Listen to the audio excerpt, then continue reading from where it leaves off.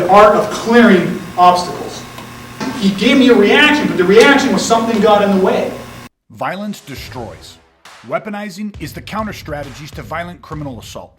Hey, I'm Greg LaBeouf, aka The Violence Guy, and I'm sharing with you how I went from the victim of a brutal attempted murder to mastering the tool of violence and protecting myself and family, and how you can do the same from the safety and comfort of your own home.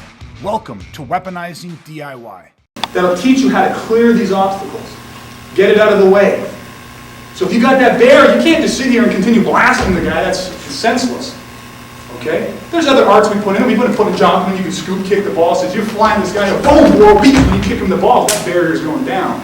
We're teaching you to clear up those obstacles, get back to this neck. So there's tons of different ways to trap and put in different things. You know what I mean? Just pop some lopsails and do all this stuff.